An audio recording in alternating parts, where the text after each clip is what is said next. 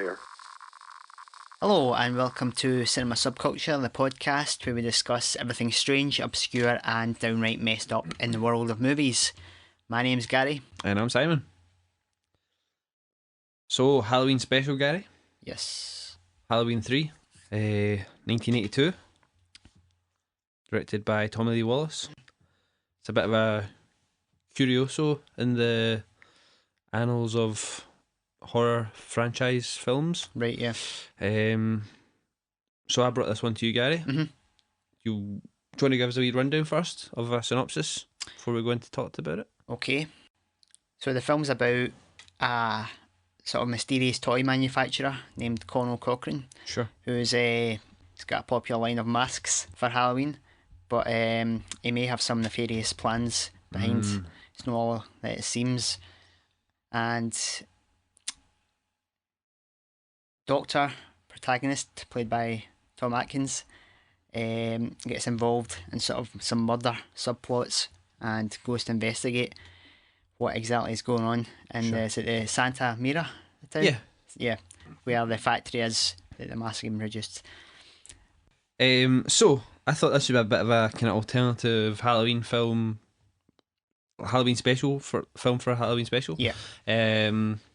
What did you think of it, Gary? I really enjoyed it. Yeah. Yeah. It's a really fun film. Comparing it to Machine Girl last episode, Right, like this is like what I want from that type of film. Like it's not really exploitation that much, but it's kind of horror.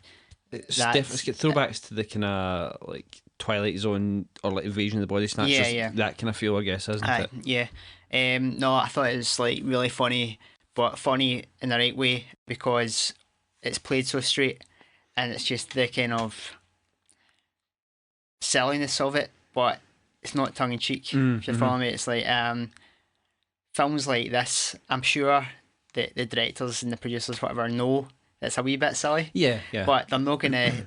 They're just gonna make the best of it and do it as like try and make the best film if they can with the limited resources, whatever they have. Definitely. Which, therefore, that makes it like likable and sort of you can laugh at it. It's but like charming. It's like it's not. It's not trying to be cleverer than it should be. Yeah. So it's an interesting film. In the sort of history of the Halloween series, of any like really you kind of. I mean, obviously with the Universal monsters and stuff like that, you had kind of repeated appearances by the characters, sure, but it wasn't really to the 70s and 80s that we got the kind of the big three, I guess, with Halloween, Friday the 13th, and Nightmare on Elm Street. Did you get your kind of franchise? You know what I mean, like kind of proper, like with many sequels. So for this film to like, and being like just the second sequel to the original. And given the fact that Friday the 13th and, well, Nightmare on Elm Street hadn't started yet, but, that had started already, to veer off so quickly was really ballsy, you know what I mean? It was really a kind of... And if it worked, as the filmmaker was saying, it would have been really clever and made them a lot of money. Because they were going like an anthology route. Of like, Carpenter and Deborah Hill had said like they were finished with Michael Myers and that was it. And they wanted to do something completely different, but let's set it around the themes of Halloween. So if it had worked, which I don't know if it ever could, because I mean, it's the same with like, your Friday the 13th and Nightmare on Elm Street. Like the characters are the franchise, if you know what I mean. Jason and Freddy and Michael Myers are the franchises. But if it had worked, then it would have been interesting to see how other, franchises would have went. You know what I mean? Like the Friday the 13th TV show went an anthology route and it didn't have anything to do with the films, less than one season or something like that. So that didn't really work. But I don't know if it had worked. I don't know how the other ones would have panned out. But again, it's really interesting in the fact that it is still quite well made, even though it's a pretty low budget film. I mean, it was the same DP that was on this. It was on the original Halloween. I think Halloween 2 as well. Dean Cundy. And I mean, you can tell from his shots and his setups. I mean, it's well shot. Yeah. And I mean, the Blu-ray that we watched with the Shout Factory one looks really nice. You know what I mean? So they've obviously taken some care when they've been shooting. If you know what I mean, if they can still get such a nice picture from it now. even like the music and stuff like that is very kind of reminiscent of, well, I guess original Halloween, but like you can hear the kind of like stuff, that the Invasion of the Body Snatchers, that kind of thing, you know, a kind of like just a foreboding, but it's still cheesy though. But it worked, you know what I mean? It all works in with everything. But yeah, I really enjoyed this film. This was a really surprise for me when I like kind of came across it when I was like in my early teens, when I was exploring the Halloween franchise. You know. Aye. So Carpenter directed two. No. Oh no. Well, there's theories about that. Right. Carpenter and Deborah Hill, like I think they're contracted to do a sequel. Okay. No, sorry, they had a deal with Mustafa Akkad, the financer, I guess, to have like more right or full control with the sequel. Right. Okay. So they wrote that, I believe. They wrote that. Sorry, they did write it. But Carpenter didn't want to direct it for some reason. Again, I've read a few different reports. One was that, and one was that they were contracted to do a sequel, and they had to write something. I think they originally wanted to set Halloween 2 like a few years after, but it ended up being set on the same night. Right. So it was actually a director called Rick Rosenthal who directed Halloween 2. He actually came back to the series and like Halloween Resurrection, which is the worst ever. Never watch it. But he directed that, but the reports behind it were that it wasn't gory enough. He'd went for like a very similar take to what Carpenter did with the first one, quite restrained, not showing too much blood or anything like that. But by that time, like Friday the 13th had come out and things like that, so there was there'd been a lot of imitators of Halloween, like Terror Train, you know, things like that, Prom Night, that went like quite a bloody route. So Carpenter was reportedly pulled in to direct some extra scenes. All right. There's actually some scenes that were shot that were added into the original film as well. Okay. To Halloween, that's called the TV version. Right. There's about 12 minutes that was added in, but his scenes were more gorier. He actually added in some gore. Right. I mean, I say gore, just bloodier scene. You know what I mean? There's some spurts of blood that go in the mask and things like that. But there's some rumours that he maybe directed more of it than what they say. And that Rosenthal wasn't really happy about the changes that were made. So I think Tommy Lee Wallace was offered Halloween 2 when John Carpenter didn't do it, but I think he was he didn't want to go in and ape what Carpenter did for the first one, you know what I mean? So I think when Halloween 3 came up and it was something completely original, that was what brought him on board. Okay, yeah. Which is fair play to him. I mean, Halloween had been so big at the time. Yeah. How to follow that, I mean, it was that him and Carpenter were good friends. It's not as if, like, you know, it was somebody he didn't know or that. Yeah. Was it in the same universe? No.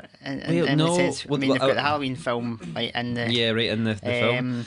I mean, and there's actually, as well as the advert on the TV, there's a lengthy scene where it's on TV and they basically use the score from the original Halloween to kind of amp up which is, again, it's quite clever. But no, I mean, I told you when I first came across this film, when I was looking into the Halloween franchise, and this was back in the earlier days of the internet. I don't even think the Google was properly up. You know, remember when we used to go to the library and like pay money to go and surf the net, and we had to like use magazines to find the web pages and stuff. Yeah, URLs that were like exactly. Yeah.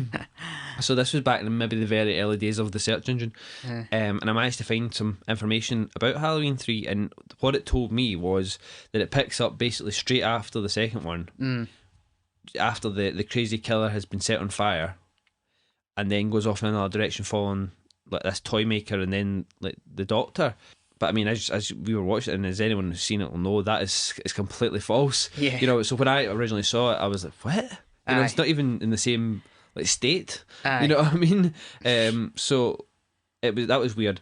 So I'd say this is definitely not in the same universe. It's meant to be a completely standalone, and again, it was meant to spawn like an anthology type thing that would maybe have. I mean, that's the Halloween being referenced in the film is I think a really big nudge wink. Right. It's not really a nudge wink because it's right fucking there. You know what I mean? But yeah, it's definitely not in the same universe. Because it's.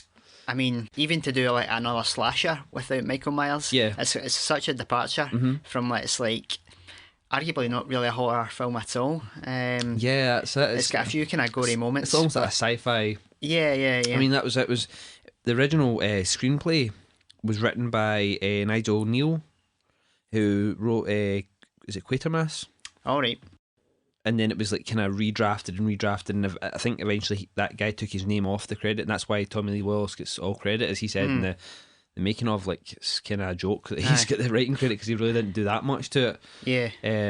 Because So it seems at the time it was maybe a mistake to use the title Halloween, because I think a lot of audience were kind of really pissed definitely. off. Like, Yeah, like where is he? Where's Michael? exactly. I Yeah. mean, you can imagine. I mean, some of the trailers we watched, some of them were quite upfront about it. It seemed, but some of them were very ambiguous, and you didn't know what you were going for.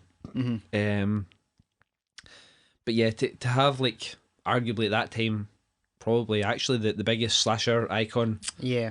and having two sequels.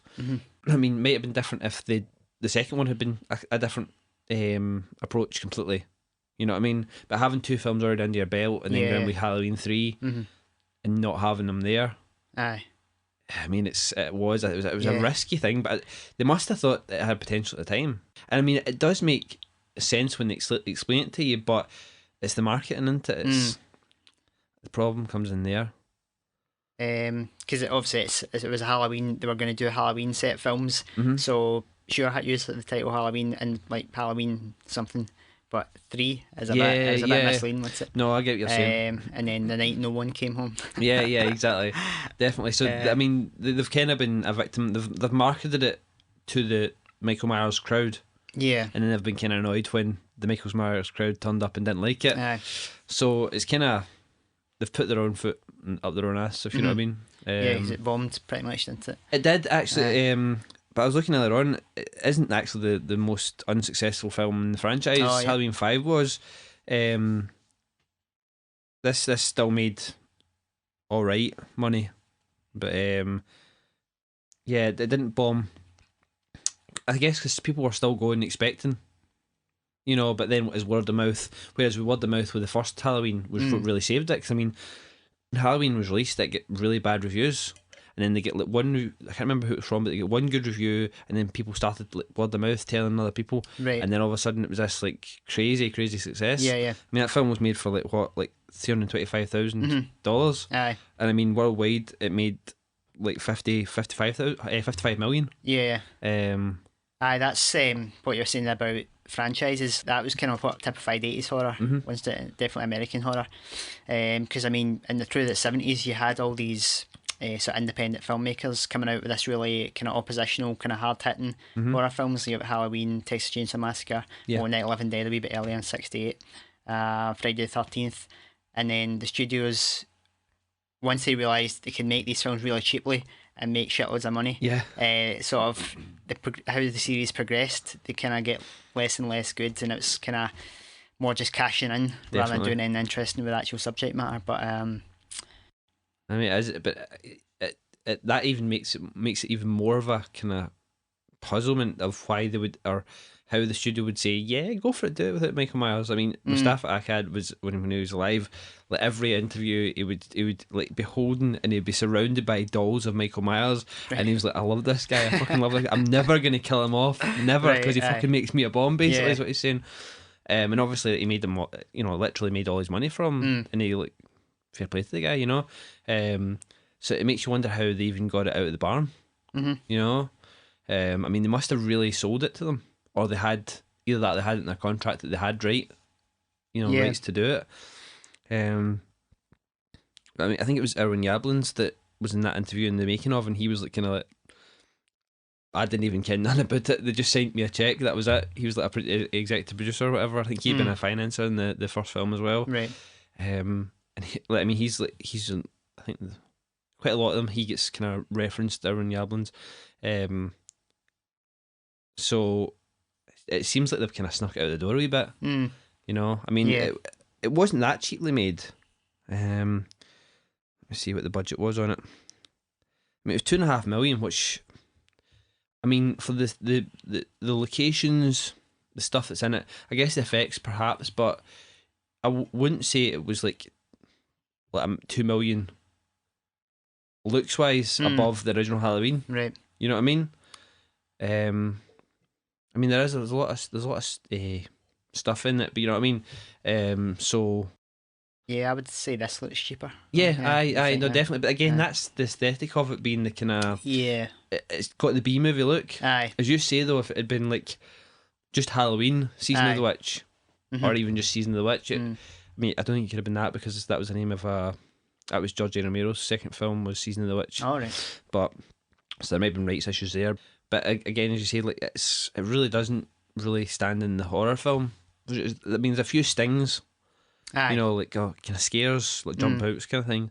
But really, it's more of a kind of like 50s, you know, B movie. Yeah. You know. Well, it plays more like a James Bond film. In a Oh lot yeah, of we were ways. talking about that. Yeah, that's right. When they go down into the basement Aye. in the cell It's camera. actually, I was thinking about this because I watched Doctor No recently. Yeah, you said that. And it's basically the same plot, Oh, basic really? plot structure. Right, Yeah. aye. Because Doctor No, you've got like Bond goes to, I think it's Hawaii, because some agent has disappeared Right. on this mysterious island. So he goes to check it out and meets the super villain who tells him about his super plot. Yep.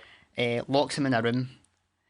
Bond escapes through a vent, which happens in Holy this, crap, right? into the big room where the nuclear device is going to be. Yeah. Manages to fuck it up, whatever he does, and then escape. Aye. That's, That's yeah, yeah. basically it, isn't it?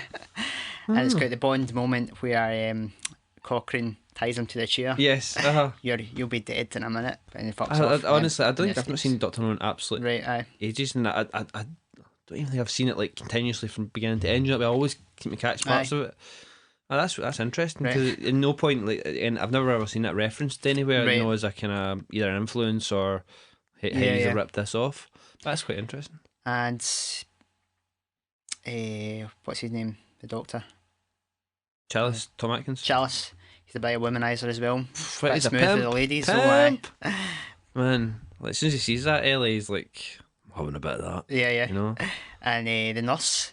Oh right yeah, early on, yeah. well, it's a she's a forensic doctor. Guy. No, the Oh, the actual, nurse. it's Ah, her the as older, well, the aye. older nurse. Oh yeah, the older nurse. Yeah, sure, Yeah. sure. He's smacking on that. But he's continually pissed though. Yeah, You see yeah. it when he's in the pub, like, and he's watching the Saturday morning cartoons. He's having his 10 o'clock, like, fucking his drink in the morning. That's what he's watching. But I know you're right enough. But man, I just don't know how he does it. I think he's very similar in a lot of his films. Like, he plays that kind of character that always seems to get the birds. He was in Maniac Cop Right. as well, so he is. And he seems to get his way there as well. He's quite he's like a genre actor, you know what I mean? Aye. He's in a lot of these kind of films. And also in like The Fog, you ever seen The Fog? John Carpenter's No. The Fog, right? Like, that was the film he did like before like, he worked with Tommy Lee Wallace and that. And he literally meets and beds Jamie Lee Curtis, right? Picks up at the side of the road, and again she's like, I mean wouldn't be long. That was like 2 years after Halloween, right? So she was maybe like 19 in real life, 19 or 20. And then after he's bedded her, there's a scene where he goes, "What's your name anyway?" Right. Like you know, he doesn't even get her name. So that's how much of a pimp he is. Aye, there you go. But I know I think he does pretty well in this. It's definitely Yeah, no, he kind of holds the film, I think. yeah. It's quite interesting though, talking as well having like an older actor as the kind of main character in one of these Right. films. Like, I kind of, again, I know doesn't really fit into the rest of the franchise, but usually it's either a young male or female Aye. actors. I think that gives it a wee bit more kind of, don't know, like some balls, I guess. Maybe aye. You know what I mean? It's different. You know, it's a wee Yeah. different flavour than having like just the. I know you've got the young girl there, but she's not really the main character. I wouldn't say. Aye, definitely don't buy him as a doctor, but No, likeable guy. Like, I mean, literally, like, he's at 1 minute he's as I say, he's in the pub having his Saturday morning drink. Yeah. The next minute he's blowing off his wife and his ex-wife and kids with a 6-pack on top of the phones, running away with a young lassie. You know what I mean? Nah, I don't think he's the best of doctors, but hey ho. Did you notice in that scene? Well, I don't know if you noticed, but apparently that scene where he's on the phone and he's got the 6-pack on the beers. Aye. Apparently that's the same street where in the original Invasion of the Body Snatchers they Okay. were unloading the pods at the Right. back of a van or something. Okay, No, I've not seen it. No, I've not seen it either. There you go. It's some pointless information. But yeah, no, and I think that she does a fairly decent job as well. I mean, really, she's there as eye candy. Really, I mean the comment. Well, when they're talking about Castner, like it was quite funny. They were talking about. It's just like they've seen hundreds of people. Then she walked in. They all just looked at each other and goes, "Aye." Right. But it's interesting. Apparently, she had a no nipple clause. Right. Yeah. Because there's a couple of times when it gets pretty damn close. There's definitely a time it's close with nipple, but like when she comes out of that shower, there's hardly any of that till. You know what I mean? I think if you turn the contrast up in that, Gary, you'd see something interesting. No nipple, but something else, Gary. You know what I'm saying? Anyway, no, I've done that. I haven't done that. I swear to you, I haven't done that. I'll do it later on the night, but no, I think she pulls it off pretty well. Yeah, well. yeah, she's pretty good as well. What did you think of Conal Cochrane? No, that guy's pretty good. I remember him from Twin Peaks. Yeah, that's right. I don't know. My only thing with that character is that I wish he'd maybe was a bit more animated. Maybe he seems like a lot of time it's kind of business. It's too much business. Like he's a bit too stony faced sometimes, maybe. But yeah, I thought that it's pretty good character. Like, it's weird. Like he's meant to be like a so many 100-year-old warlock. All right, but like I don't really get that from the film. Like, does he mention? No. I don't think he mentions like I've been alive for hundreds of years. Right, I don't think so. No, like, but apparently he's supposed to be. Is that right? What did you think of the whole steal apart a Stonehenge plot? I'd like to know how they got that into the country. Yeah, it's a bit shit customs, eh? You wouldn't believe how they got it in there. I know. I get paid. I have to pay £14 for 2 Blu-rays to come from Amazon. I don't know. It seemed a bit odd, like chipping wee bits of rock and they explode with music getting played. Yeah, they really don't and like the thing that. With right, it's a stone with magical powers. Fair enough, but then fair enough. That's fine. I believe that. Buy it. But then there's a bit of the what's her name, Marge, the sales rep, whatever. She's playing with the wee microchip and then a laser. Where's it? How'd you get a laser for a stone? You know what I mean? I know they're turning it into a microchip, but yeah, well, that's what happens when you turn things into microchip. Is it? Aye, lasers. Yeah, aye. Maybe it's like, you know how like when you shine like sun through a glass or something, you know, like a magnifying glass, it can burn stuff. Well, you know how like sand is like glass basically, right? You know, some stones are made from like sand. Okay, I bet that, and that's what happened, Gary. Right, buy it. Right. Oh, because silicon is made from like sand, is it not? Like, you know, silicon chips. All right, yeah.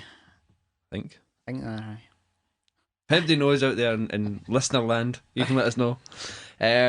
So I was going to say that apparently one of the main themes of this, when they conceived it, was that Deborah Hill had come up with was like witchcraft meets the computer age kind of thing, and I think that's quite interesting. I like quite like the opening scene of this. You know, the pumpkin being in the music and stuff like that.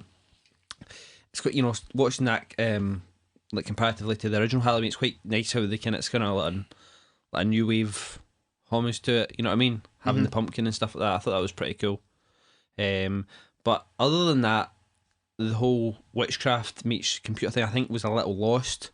Aye. Because the witchcraft thing is barely referenced. And I mean, the fact that Conal Cochrane is the witch of the title is a bit lost, I think.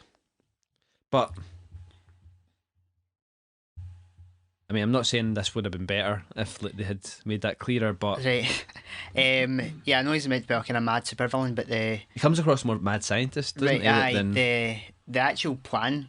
Aye. It doesn't seem, the motivation seems a bit weak. It says a joke on the children gonna explode their heads and make ants crawl out. Because they made the point of saying he's a practical joker earlier on in the film. Yeah. So then, it all makes sense because it's a joke on the Waynes. But wait a minute, don't the Waynes buy the masks? Aye. Yeah. Who buys the masks next year? But they're only taking that guy's order for next year, right? Implying that all the Waynes are going to be dead. So they're going to be out of business. Yeah. That's not wise, is it? But they're sacrificing the Waynes, because that's the whole thing about, you know, you don't know what Halloween is, you know, because it's a sacrifice, right? Right. So usually the sacrifice would be to gain something, like, I don't know, money, good harvest, 50 virgins, you know. Right, yeah. So what is he gaining for it? Like, he's laying off all his workers? Yeah, they've forgotten this Halloween spirit. They Okay. don't know the real Aye. Halloween, or what's it called, the Celtic festival. He references. Well, I know of Sam Hain, but that was referencing Halloween too. But Right. I can't remember what he calls it. It is Sam Hain, but he must not. It's a different. Is it pronounced? It must like be. that? It must not be pronounced like that. It's like sound. Oh right, yeah. See that Donald Pleasance? He called it Sam Hain. Did he? Fucking Aye. Halloween too. Didn't he ken nothing? It's sound. Right. So, yeah. So. Yeah, I think that's a wicked that. Is that a Celtic festival Yeah. around the same, just on Wicked. Hallows Eve, Wiccan, before you know, witches. is it All Saints Day on you 1st of know. November? No, listen to me now. No, what is Right, it? fine. Wiki, you know, Wiccan, you know. What? You know, Wiccan is a name for witches. Oh and, right, yeah, you know, and Wiki, you know. good one. Yeah, wolf. Thank you. Yeah. So, what were you saying? What was I saying? Apparently, there's Sam Hain. Apparently, it takes or sound. Apparently, takes place like in two different at two different dates, depending on whether you're Right. northern or southern hemisphere. All right. Apparently, so it's the 31st October to the 1st of November here, or northern hemisphere. In the southern hemisphere, it's the 30th of April to the 1st of May. All right, yeah. Hey, I To didn't do know with that. bringing in the dark period. Yes, aye, of the year, aye. whatever. Yeah. Like the winter solstice and stuff and the autumn equinox. Right. Anyway, Gary. Moving on. Back to the film. Yeah, so that seems to be his plot, but it does seem very... Wait, that's fine, right? And that's, like, horrible, and please don't do that. But why are you doing it? Why again? A joke? You Right. say? Yeah. Right. Do you even find it funny? Because you seem pretty serious about it. I don't think you're getting any kicks out of it. So, in the words of Dr. Chalice, stop it. Yeah. So it's been debated. At one point in the film, Ellie gets kidnapped. And when she meets up again with Dr. Chalice, doesn't really talk very much, but she seems still with him, you know what I mean? Mhm. And after the kind of ultimate battle, shall we say, if you call it that, he flings some badges at them. And they'll blow them up. And that guy turns to like ash. She then turns out to be a robot. Aye. One of the robot henchmen that he's got kind of peppered around the village or the town and the factory. Do you think she's been a robot the whole time, or do you think she's been converted, or like one's been made? Yeah. And if so, where is Ellie? That was a total sideswipe. You never saw that coming. No. I'm gonna say that she was made into a robot, or there was Robot made. yeah, or she was killed and a robot was made or something. Because we spoke about this. Aye. Because one, it's rather unfair to leave her. Well, one, it is rather unfair to leave her maybe dead or maybe still in that factory that they blew up. Right, but if she was a robot from the beginning, why was she programmed to take him to the thing? Yeah. You know what I mean? That's crazy. Aye. Actually, I've just now come up with something that I've just thought All this right. could explain it. If she was a robot from the beginning, what if your wee man Harry Drimbridge, Okay. Ellie's dad, Mhm. was working more for Conal Cochrane than we thought? He's a toy maker. What if he was implicitly involved with making those robot henchmen No. and made himself a daughter? He had his own shop though. I know Right. that. No, I know. Okay. But what if that could work? You know, and he made a daughter, and then it all kind of kicked off. All right. Kind of Frankenstein. Aye. plot. It's referencing the commentary, like that they'd maybe made it like if she was a robot from the beginning, that Cochrane had made her as like a sex bot or something like that Alright. to go and like shag folk and stuff. But it seems that why would she bring him? Why would she have brought Dr. Chalice to the factory? Yeah. Seems a bit kind of. With other would've robots got- he like would've- destroying he would've got themselves away to, with it if to it get hadn't been for to that remove pesky the evidence and all sex that. robot. Yeah. You know, Aye. like the first guy that kills her dad. Yeah. He's not wanting to bring anybody to the factory, is he? No. He's not even getting back to the factory. He's saying, I'm going to set myself on fire. Oh yeah, aye, Yeah, yeah. Aye, exactly. Aye. And she doesn't really exhibit any robotic mannerisms in Yeah. the first part of the film No. compared with others, you know what I mean? Well, although she did, like, you know, they wake up after having done the deed, and she's like, she's on it. Well, know what I'm saying? that's true. And he's like, you're not even tired. Aye. And she's like, that's not compute. Fuck me, big boy. Holy crap, you're old enough to be my dad. She said to him. But yeah, no, I know what you're saying. But I just wondered maybe if maybe Harry Grimbridge had made himself a wee daughter, you know, if he had been maybe involved with the I guess it's possible. robots. But So what actually happened to her, the real one? I think she just get left there, or the factory was blown up, wasn't it? But, she may have been in another room with a mask in her face that's true. and get pummeled with the beasties. So why did they make the robot? I guess maybe it was to be a sex robot. Yeah. Well, this chick's fucking smoking. Yeah. I can't believe seems to be making all these fucking dudes. You're thinking I'd thought that before. You would. He doesn't seem to think much through this. He's like, I'm gonna kill off with the wings. Why? So yeah, no, it doesn't seem like he's thinking it all through. Yeah. Yeah, but it does seem why would they? Because like if she's a robot, right? Okay, so if she's built as a robot halfway through, right? So she's a copy made of her into a robot. Would it not make sense when he goes and rescues her, instead of her letting him fuck Cochrane's plans by flying the badges at them? Would it not make sense for her then to go, hold on, I'm gonna batter you? That's true. She's surprisingly blank at that section, just following him a bit. Like, So you know what I mean? What if she's made as a trap robot? Aye. Then would it not have made sense for her to stop him doing anything at all, rather than waiting That's to go true. outside and then going, oh shit, I was meant to stop you. It is the advert that triggers it again, but Is it? Yeah. Oh, is it? I never noticed that. but why is that? Because the other robots don't seem to follow that, do they? Why would he make it like that? Again, I know he's not thinking it through. I know he's not thinking it through because he would be on a plane away somewhere where, Right. you know, while he was setting up his plan, never mind staying and getting burnt to a crisp. And really, like, who gives a fuck if the plan gets fucked? Do you know what I mean? Yeah. Don't know, that's a tough one. It's one of well, there's a few things that don't make sense in the film, but that's one of the kind of big ones. It's like, Aye. what? But yeah, so that's been debated quite a bit, whether she was a robot before or after. Or, again, but does it even matter? Because either way, none of the ways that it could be makes any sense when you actually look at it. She's, you know what I mean, she still let him wreck the plans of her maker. Yeah. And then goes to try and kill him like 2 or 3 times. That was a bit funny. Like how many times she kept getting attacked. Right. I was like, what? Again?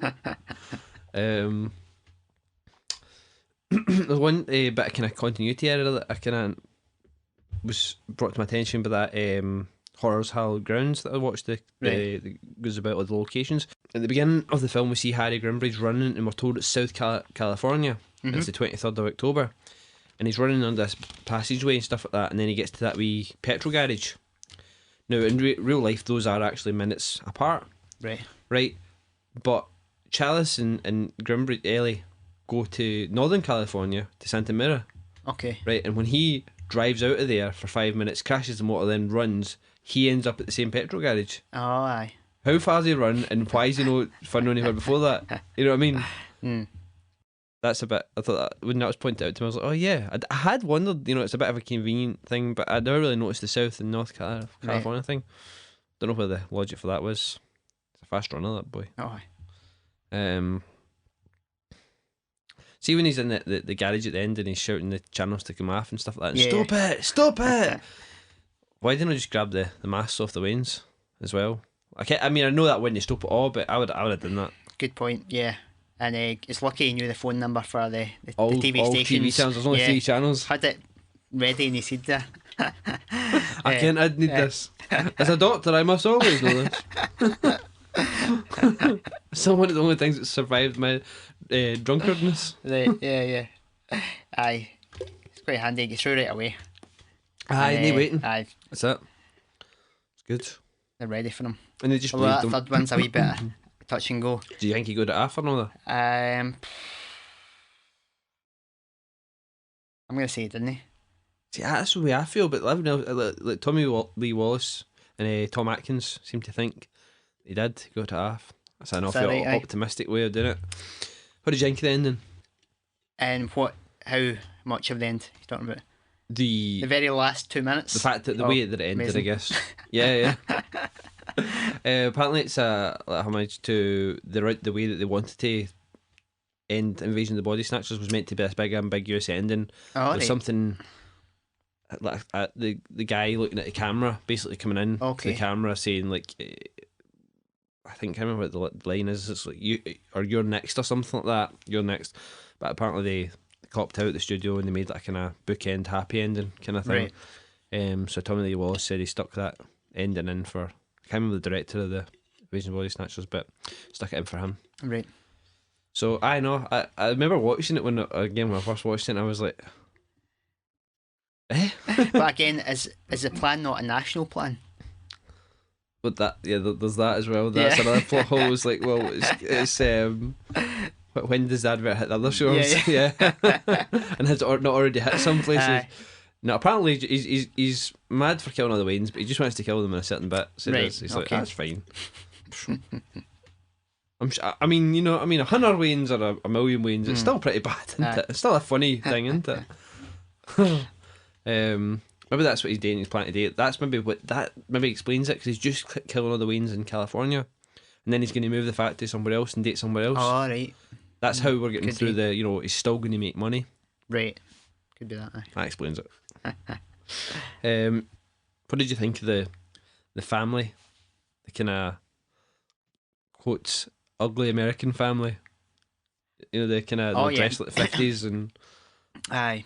wee boy that gives him the finger. Apparently that little boy's a rabbi now. Oh, really? Aye. Right. Remember he was in that making of documentary. He turned up and it was like, right. Aye. They were like, who the hell's that guy? Yeah. They were talking. Tommy Lee Wallace says that he's a rabbi now. Okay. He gives the finger to the camera. Yeah, what was the thinking behind that? They just in there for kind of comedy value. I think so. I think the. I know it's that 50s Americana sort of so. suburban ideal. Apparently, in the costume stuff, they made them look as ugly as they could, like the worst costumes they could find. Right, like kind of, as I say, ugly American. Aye. Stereotype almost. Mm-hmm. I guess so. They're quite. I mean, they're not balls to the wall, annoying or absurd. Because I mean, they weren't really. You know what I mean? There was things about them. You're like, that's what they're meant to be. The kind of. I mean, we even get the kind of Willy Wonka tour of the factory. And it's kind of like that, isn't it? It's kind of like Veruca and her dad kind of thing, with the wee boy wanting one of the masks. Fucking Connell's like, take one, you wee cunt. You get fried. What did you think of that stuff when the wee boy was getting fried in front of the telly? I don't know. It just seems odd, the whole thing with the insects. Yeah. You turn your heads. It almost seems that they've went that way instead of doing gore. Trying to. Yeah, especially for the whole computer thing. Computer age. Yeah. I guess it's caused by the microchip. But and the microchips get some flakes of stain in it. Right. Yeah. I guess it's if they had like blood and gore, right? Yeah. Then maybe the connection to the witchcraft wouldn't have been there. So maybe the connection. That's the kind of. That seems like a kind of. A witch wouldn't necessarily blow your head up, but it might turn you into like a bestial. You know what I mean? Maybe. Bring it to the nature of like witchcraft. I get that's the only thing I can think of is that's their way of tying it up. But don't know. It's kind of amusing because the mum's kind of laughing hysterically because the boy's like enjoying the fucking annoying advert. the scary wains on the telly, and then all of a sudden his head starts to melt and he starts fucking panicking. As the Halloween franchise goes, as in general, like with all of them, this is definitely the Halloween film that has the most Halloween in it. You know, it has the build up to Halloween, and it's more of a kind of Halloween feel to it rather than like, you know, like the other Halloween films. You barely get a day, and there's not usually much of a. There's usually some trick or treating. You know what I mean? But this actually has a bit of a Halloween atmosphere about it, I find. You know what I mean? About the season, you know? It's, you know, and it's actually about Halloween, that whereas Halloween, the original, just happens to happen at Halloween. And yeah, you've got a guy who wears a mask, sure, but as we went on to find out, that's not that uncommon in America, apparently, in the 80s. Guys who wear masks and have knives.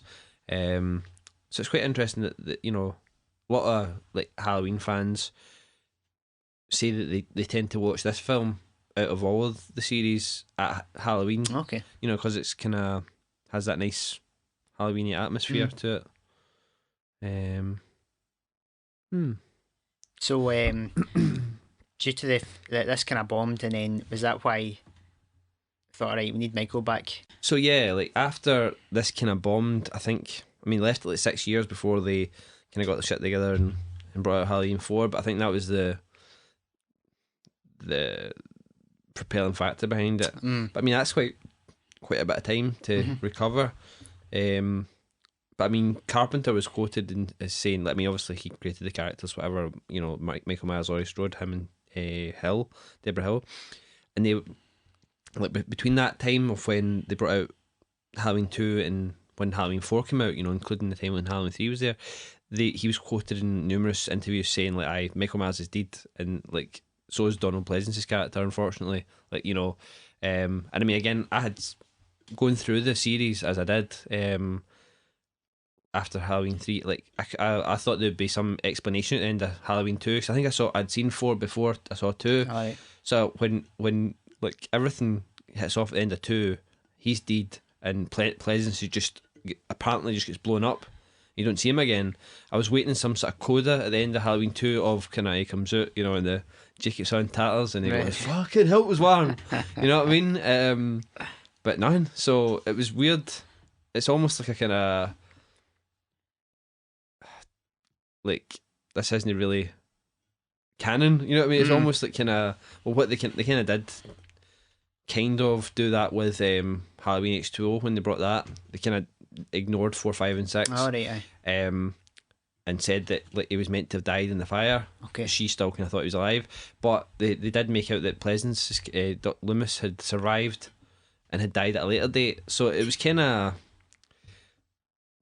back and forth. So you don't really know what to think. But Halloween 4 was pretty good. I mean, we watched that back in the day, and that was what you actually enjoyed that one. right.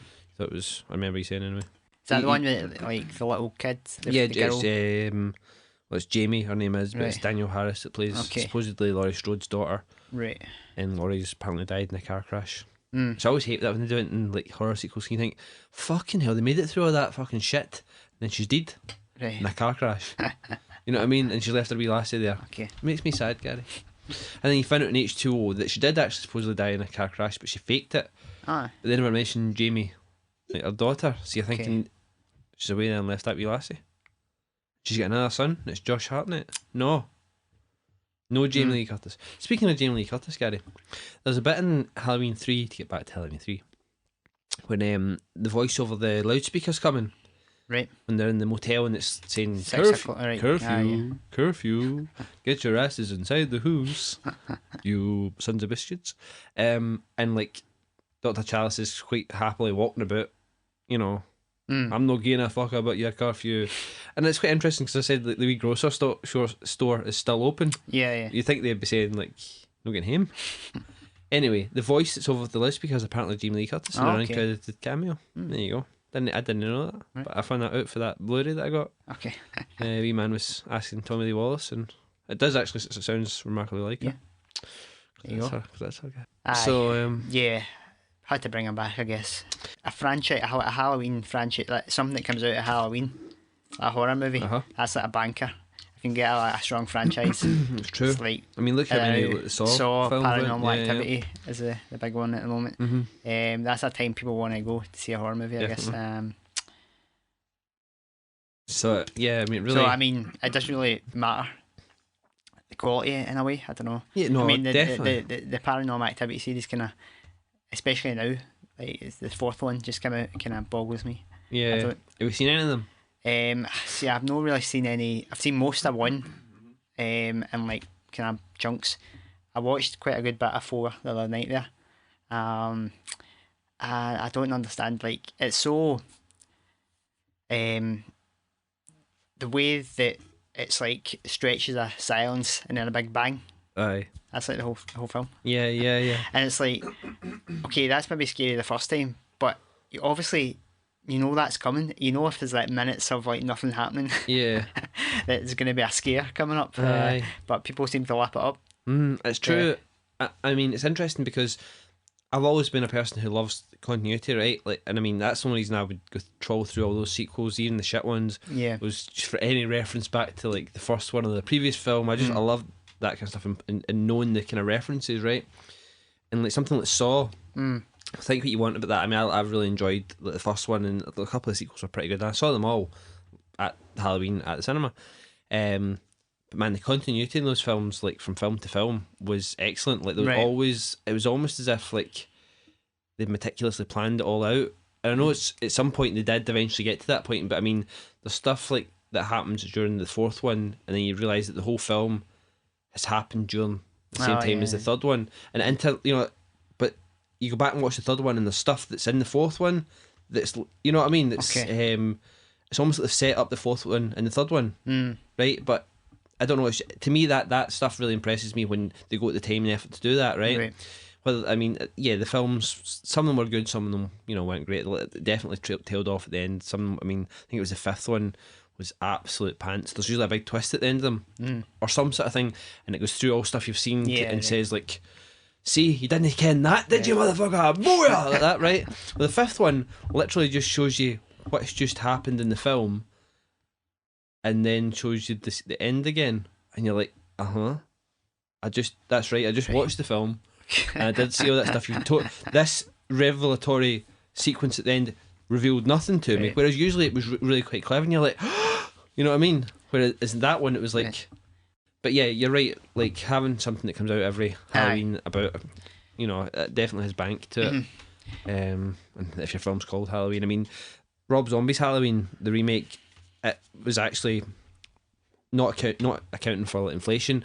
It was actually the most successful of the whole franchise. Right.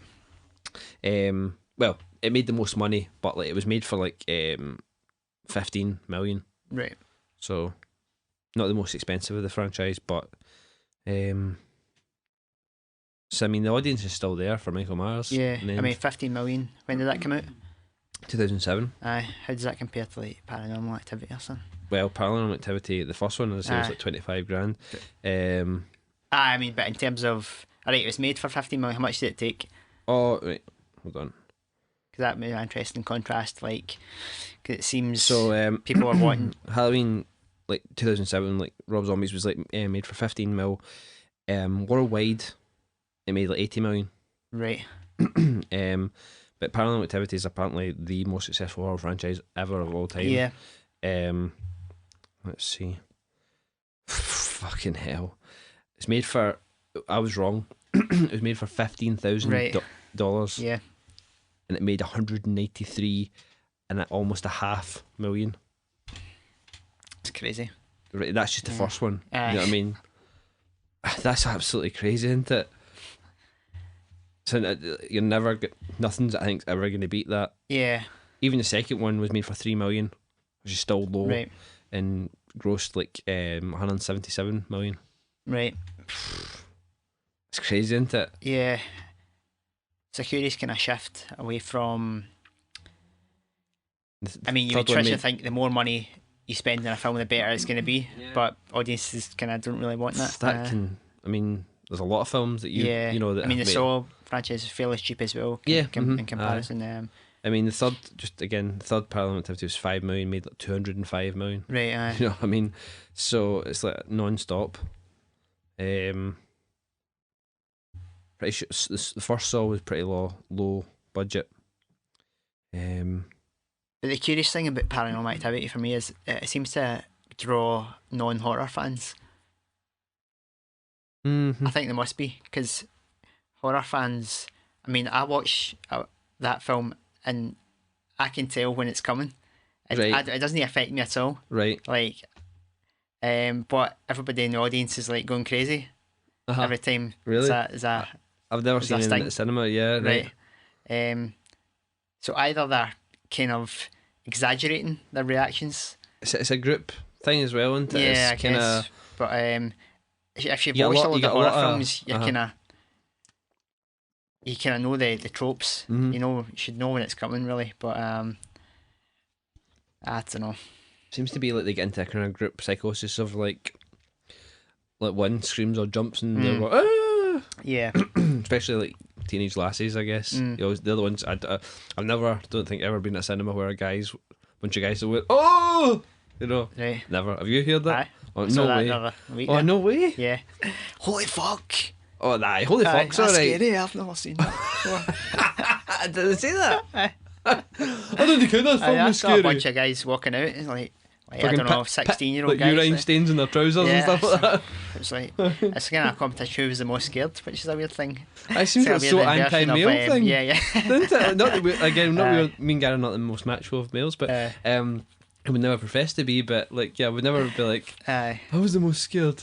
No, look, I've shit myself.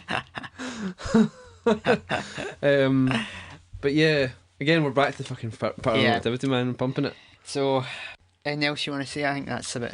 I think we've kind of said all we have to about Halloween 3. I mean, we haven't went too deep into the plot, but we've mentioned it. We're open with a toy maker running away from something. He gets murdered, and then his daughter and Dr. Chalice go and investigate what the fuck happened. It leads to apparently a witch or a warlock Right. who's got a plan of killing all the Waynes. Yeah. But I mean, It's more just a kind of fun film. It doesn't have any serious thematic things. it's right out there that this is a kind of a film of homage. You know what I mean? It's like a kind of a time capsule of references. You know what I mean? That you might spot like from other films and things like that. And it's just meant to be some fun. Yeah, yeah. You know, it's meant to be like a Halloween time movie that you would go and see, just have a laugh. I think it works as that. I mean, the characters are all pretty likeable. Even Conal Cochran, you know what I mean? Yeah.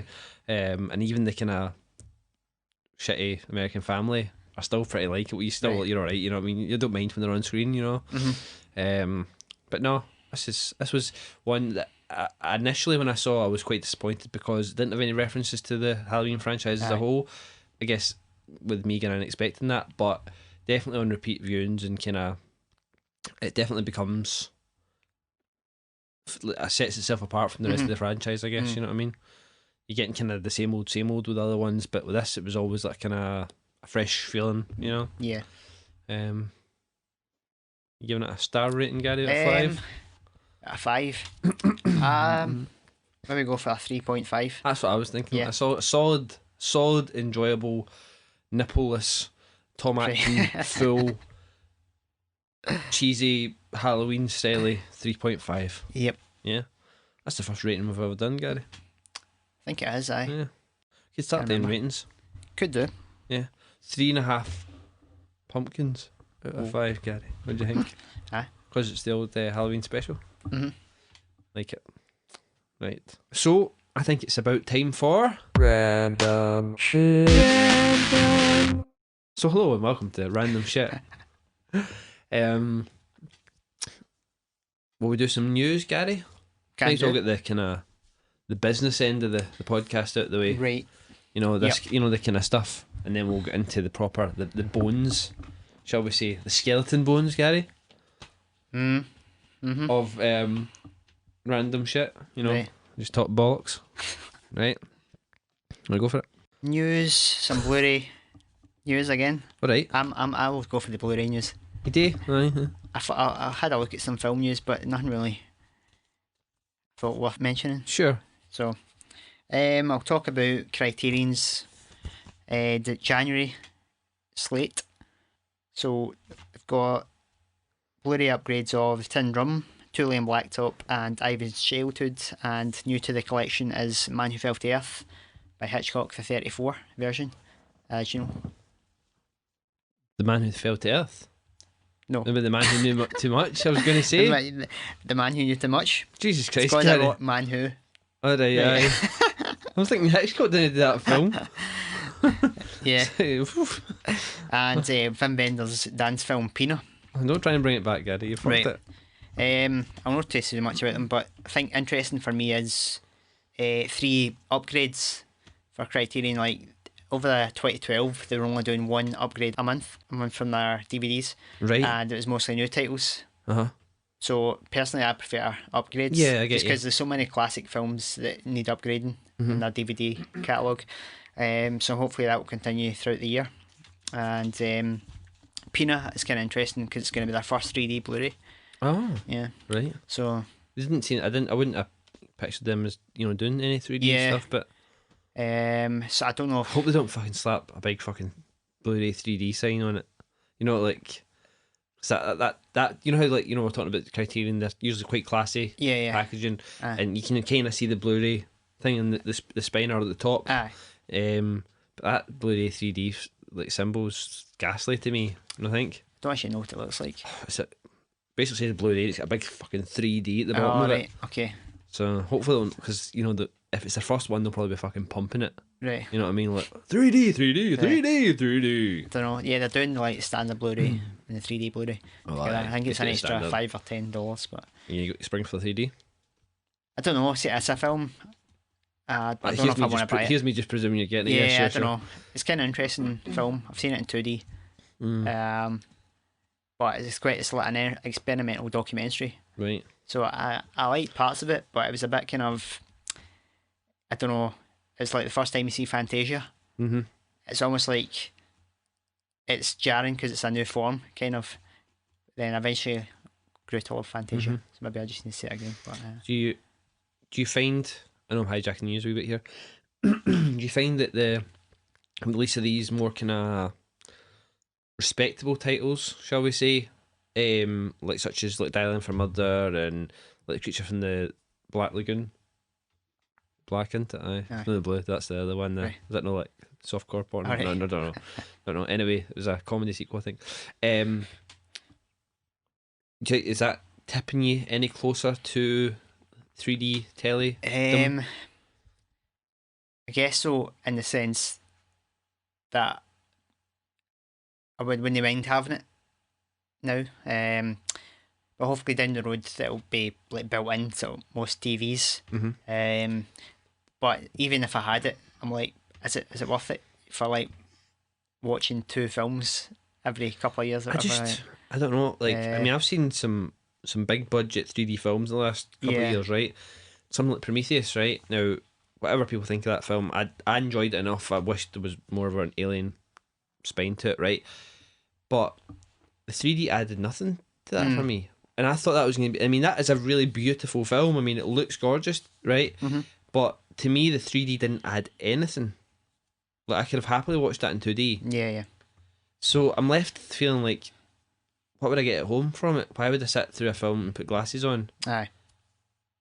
You know what I mean? I just don't know what I got. I didn't get anything from that film. I'm trying to think of something else I went to see recently, and I actually wished I hadn't seen. I wish I hadn't seen it anyway. But it was the Resident Evil Okay. film in 3D, and like those parts that I just wanted to take my glasses off because it Aye. was too dark. Okay. You know what I mean? Mhm. I thought they'd started adjusting for that. Making things brighter in the master to allow for the 3D. Because it just gets, to me, it just seems dark. But I just didn't get anything from my I don't think I've ever went and seen a 3D film and got anything major from it. Yeah, other, it's other definitely than something poking out at you Right, that was it's- that was actually meant to be like to me proper 3D when it's a gimmick, which it is anyway, but it's something that's like kind of Aye. like Yeah, I think 3D's definitely in the downturn. I think Fucking I hope saw so, some man. figures. The numbers were down. Profits are down in 3D films, and like I've noticed it myself. Like I work in a cinema, and 2D shows are much busier than 3D. I mean 'Cause it's getting more choice now. Like it Aye. used to be like all 3D across the board, but now like cinemas that can respond to audiences saying like we'll show a 2D one as well. Well, I mean that's yeah, I get what you're saying like that, but like something like I would see the Dread. Dread was one that there wasn't Only many in 2D 3D, prints, yeah. right? Which that just that really bothered me because I really again didn't really get it. I enjoyed that film, Yeah. right? And I thought it was nice to see a kind of superhero comic book hero type thing done like in 18. You know, it was actually had some kind of some balls to it. You know what I mean? Yeah. It did some good stuff. But the 3D, I mean, the even the slow motion scenes, Right. which it heavily had in it, I didn't get anything from that with 3D. It didn't add anything for me. Right. I mean, what's your have you seen any 3D films that have really worked for you and really given you this? I mean, the only thing that always in the credits at the beginning that always bothers me because they always seem like you can't see them. Right, yeah. You know, they always seem just out of like just make them flat for me just for the credits. You know what I mean? Yeah. I'll see the 3D later on, but just make it flat so I can read the credits. No, it's a couple that I thought that's quite nice, like Martin Scorsese's Hugo. Oh right, yeah, that was one I did want to see, but I never got to see. Advocates of 3D will say the depth's amazing, but like for me, you can do that in 2D. Like course. you can do it with like It should using like wide angle lenses. You can really stretch the frame out. You can do like what Disney did back in like the 40s with the multi-plane camera. That's like almost the same. Yeah, It's like it's a total 3D effect, but without any glasses and shit. So there's plenty of things you can do, but I think it's symptomatic of the fact that 3D was how the way 3D was kind of placed upon us by like people like James Cameron and sort of how the filmmaking industry kind of clamped down, saying to the sort of this exhibition industry, you need 3D. That's your future. I just don't know. As I say, like most times 3D films I've seen, if there's any CG in it, other than like something like Toy Story 3, which I didn't get anything more from the 3D, but this it didn't really affect us because obviously it was a computer generated film. But like any special effects in films that are 3D, they look really bad. Aye. They look really CG'd, you know what I mean? And cheap and nasty to me. Whenever they do any 3D special effects, but I really don't know. I kind of get it. I don't know if do you think that's like a kind of old man syndrome. You know what I mean? Like I don't get your video games. Yeah, like piss. You know what I mean? Not really, because fans of 3D will say, "Oh, it needs time to settle in," but 3D's been around almost as long as cinema itself. Like the 1890s was the first time a 3D film came out. Yeah. And it comes and goes, doesn't it? Like it was big in the 50s, then 70s, and so like 80s, Jaws had yeah. your Jaws 3D. Now it's back, but I don't think it'll last all that much longer. I mean, as you say, I mean, like a film cinematography wise should have a 3D feel to it anyway. And I've had more of a 3D-dimensional feel to films, 2D films, than I ever have to any 3D film. Yeah. You know what I mean? Because I mean, all it does, in my opinion, is it creates planes, but every individual plane is flat in itself. Like if you get character in the foreground and character in the background, those characters are completely flat. They don't have any three-dimensional depth. It. Like they don't feel like a real body. Yeah, whereas like with the 3D that used to come out at I mean, I remember when we went to like, Euro Disney with school, right? We went, on a class trip. We went to see that Captain EO, the one that was directed by Coppola. Like, it was Michael Jackson film. It was only like 15-minute short film, but it's this big 3D theatre. Now, we had glasses on there. Now, there was bits in that where you actually felt as if stuff was coming out at your face and flying around your head almost, right? Like three-dimensional images almost, right? Whereas the stuff, it's instead of having like your mise en scene like nice and like not a collage, but you know what I mean, the palette of the shot, right? All your different layers, and they all working together to make this beautiful picture. With the 3D, it separates them. It literally, you know what I mean. It makes it almost like distracting because they're not part of the whole anymore. They're actually like sticking. You know what I mean? They physically feel as if they're sticking out at you, and they're not part of the picture anymore. Which seems like kind of the opposite of what you want with cinema, to me. If you look at cinema as a collection of moving pictures, it's like you don't need it. You need it to be part of the whole. You know what I mean, like a painting or something, rather than being separated. You know? I think cinema has always needed these new technical advances to keep people coming. whether it's like colour, cinemascope, sound, whatever, going back. This 3D was the latest one, like the new version of 3D, but I don't think it's going to be like the future of cinema. Every film's going to be in 3D. Hope not. So I it's really not be hope- too long, maybe like 4K cinema will be the next one. and 48 frames and Aye. things like that. Although I know it's like The Hobbit, that's going to be pretty limited, the actual Oh really? where you're going to be able to see the That's 48. weird. Sorry, back to news. Yeah. It's the wee 3D diversion there. I don't know if you've been following the Arrow releases are coming out tomorrow. Yeah, I Been noticed. following the teases. I saw there was a word search up today. Right, aye. I So somebody cracked it. I didn't really pay too much attention to it. I was waiting to see the kind of. There's quite a lot of stuff coming out. I think Aye. some of it's just DVD. But, I think there's about 10 three titles or something. three Blu-rays or something like that. Is it? Right. Might be more than that. I might Okay. be thinking. But I think there's about 10 titles. Right.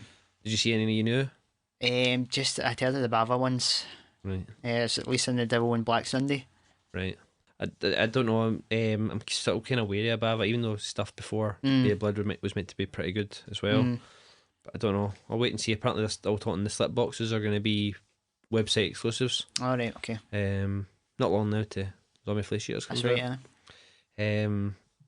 So don't know. I'll wait and see the full list tomorrow. See if there's anything I fancy. Yeah. But Yeah. as I had a glance, but I was trying to stay away and not kind of look too much into before it was announced. That's a bit of kind of a giveaway, isn't it? Like a word search. Somebody's going to find Yeah. it. Somebody's going to take the time to find them out. You know what I mean? And they gave quite hefty clues to them. Did they were doing a clue a day or something? Yeah, even in the word search, they gave like Oh yeah. Right. like 19 letters, 3 words, and then like a clue. So it was kind of. But anyway, fair play to them. But I will see what it's like. But this time, by the time you hear this pod, you'll probably know what it is if you are interested.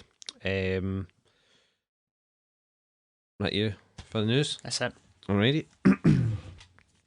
Did you know about the Passion of Joan of Arc Blu-ray from Massive Cinema? Yes. Yeah, 19th of November. That's coming out. Like, did you see that there's a 20 frames per second I saw that. Aye. version included in it? How's that going to work with like TVs? Like, how does that display? I really don't know. Hmm. Is it maybe like if you turn off? I'm curious to see what they say in the booklet because Master Cinema are quite good for telling you how to watch it, like saying this is the wrong ratio, this is how it should look. So I don't know if you can maybe like switch a Blu-ray player off 24 or something, or can you do that? You can switch it off 24, Yeah. but it then goes defaults to like 50 or 60 Right. generally. I don't know. TVs aren't generally set up to work at 20, but then you can watch a 24 frame film at 60 or 50. Well, I think it displays at 60 if you don't have your 24 frames per second thing turned on. So anyway, it doesn't look that bad. There's a bit of a judder, but you wouldn't really notice it unless you're me. You know what I mean, my 24 frames. Yeah. But so I don't know how Aye. I guess 'Cause, 20 frames to 24 frames, if it's going to be kind of upscaled to that, it might not be very noticeable, but I don't know what the idea is behind it. Yeah. I get it, obviously, if that was its original frames per second, but I don't know how it's going to translate. But it's quite interesting. Aye. Does it say is it a progressive the 20? Um, Because I know they were in the Core Fidel Blu-ray. They were quite adamant that they tried to maintain a progressive transfer. well, it says 1080p. That's all it really says about it Yeah. just now. But I think so. Aye. Yes. Don't know. Because I know Criterion have done it interlaced for variable frame rates Right. before. But That was something I didn't really know before. Like, with silent films, that most of them are about 16 frames. aye, And that's so why 18, 16. Yeah, 18, that's why the motion in them seems kind of exaggerated and faster. I didn't know that. I thought it was. I didn't really know what it was. I thought. I don't know what. I knew they weren't moving that fast. Right. But I guess if I'd really thought about it, it would make sense about the frames per second being upped. I thought it was to do with the fact that they were cranking it. Yeah. And it was maybe. Well, I think some of them were 24, but it was kind of could have been like. A lot of them were Yeah, like it was kinda saying that the camera operators were like, "Oh, I can fucking Right, go at that yeah. speed, I bro. That's the speed wind it," and Aye. then they actually measured it, and they're like, "No, you can't, mate." But Yeah, it wasn't until sound came in that we have to make this right, side. yeah, Pick one. for sync, yeah. So you say, You heard about 11.1 surround sound, Gary? I haven't, no. No. I read an announcement a while ago there. I noted it down that Expendables 2, Right. the Blu-ray, is going to be the first Blu-ray to feature 11.1 surround sound. Hmm. You know how we've all already upgraded to 7.1? Oh, you know, yeah, I know that, yeah. except no, we haven't. I don't think I know anyone that has 7.1. Right.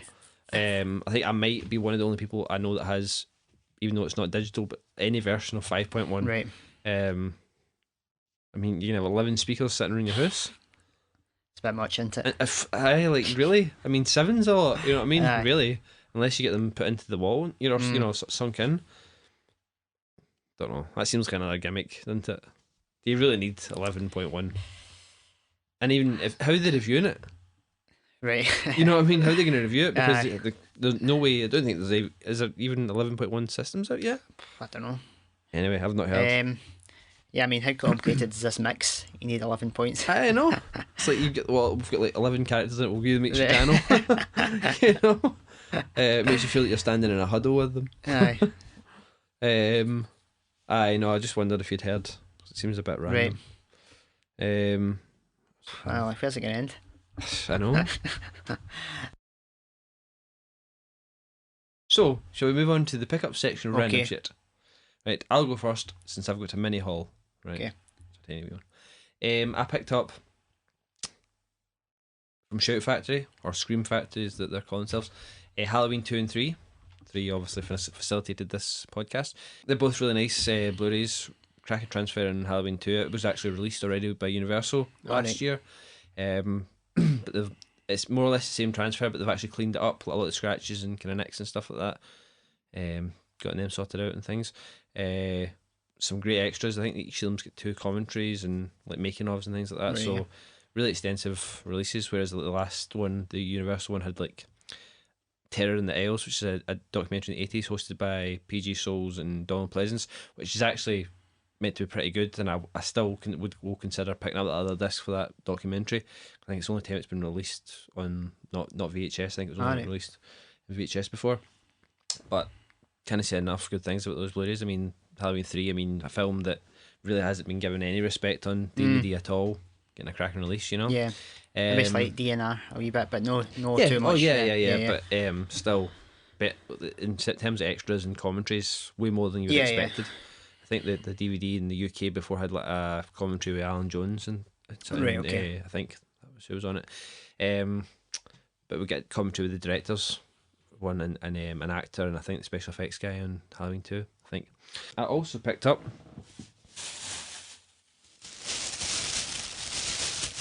Rustling bastard. Return of the Rustling Bastard. Sorry, Gary. Sorry about this. Picked up Early Confidential Right. on Blu-ray. That's when I tried to pick up a while ago on Amazon, and I bought it. Like, it was the marketplace seller, and I waited like a while, and it never ever came. So I contacted them, I got a refund, but it's actually like going for like £12 just now. Got that in Blockbuster for £6. All right. So Was it a print? No. I don't know if it might be a print. Right. I think that was maybe what the problem was before. All right. I haven't done much investigation into it, but I just saw that I knew the price was going up on thing, and I saw it was £6, and it's the first time I've seen it anywhere really. And it was like brand new, so it's a no-brainer. This one is a no-brainer, and it's really it's really a tribute to my dad because he loved this film, and I quite enjoy it. And I looked up on Blu-ray.com, and it was meant to have a really nice transfer, and it was a favourable review, so I thought might be worth the punt. Again, it was £6. You thinking what it could be? I think what it could be. You'll never get it. No. No. Demolition Man. Okay. Stallone and Snipes. Right. It's actually alright. Like, and it looks really good as well. There's a commentary on it in a trailer, but it's actually alright because it's got its tongue firmly in its cheek, and it's really ripping it the whole out of itself. For the most part. But that's one that I was remember watching with my dad. I thought I'd get that just for a bit of nostalgia. I guess again that was £6, so can't really complain. This last one we talked about recently, and it wasn't really that prompted me to get it. It was £4 pre-owned, and I thought worth a punt. And again, I'd looked up the Blu-ray, and apparently it was a nice transfer and stuff like that. Hobo with a Shotgun. All right. Kind Again, £4. You can't really complain. Apparently, it's meant to be. It's meant to be the way that I take the reviews. It's kind of does what Machine Girl's trying to do, but actually does it well. Okay. You know what I mean? Trying to be like an exploitation flick, kind of in the same vein of the Grindhouse films, where it originated from. So, yeah. So I've not watched that yet, but Okay. hopefully it'll be quite good. And that's really me for this time, Gary. Good stuff there.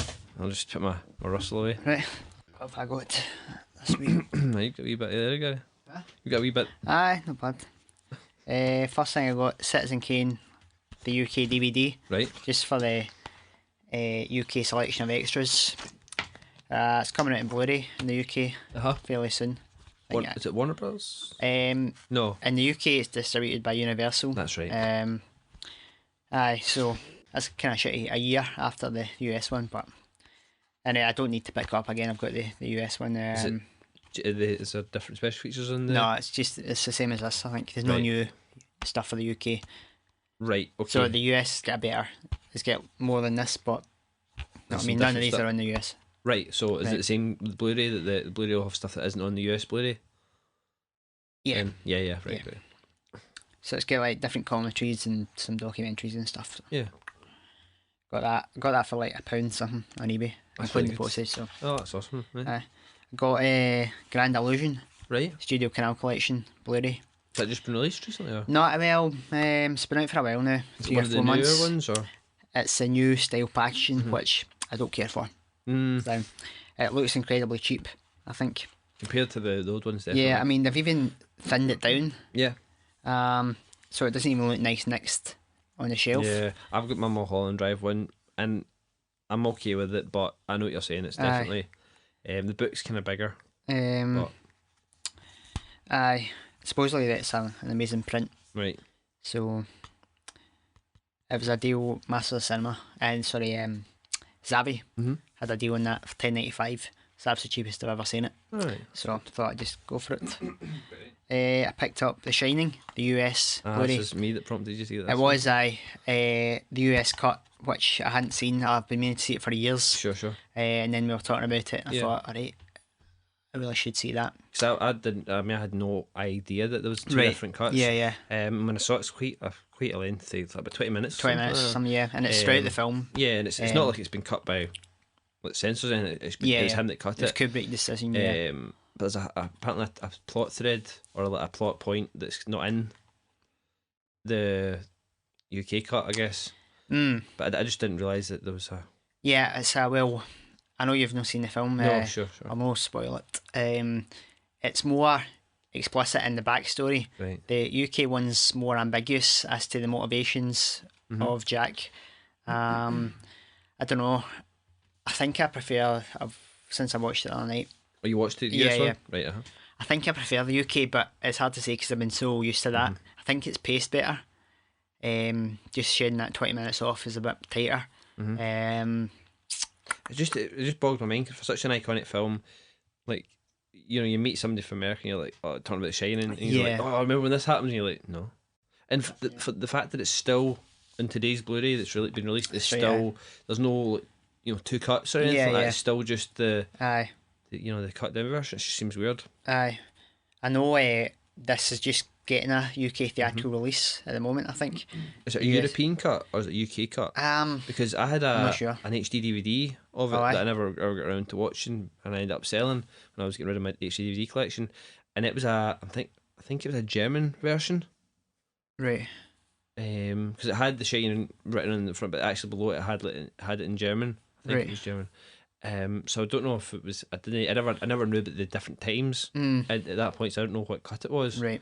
To check what length it was, but so I was just wondering for the UK. It could be a European one, maybe.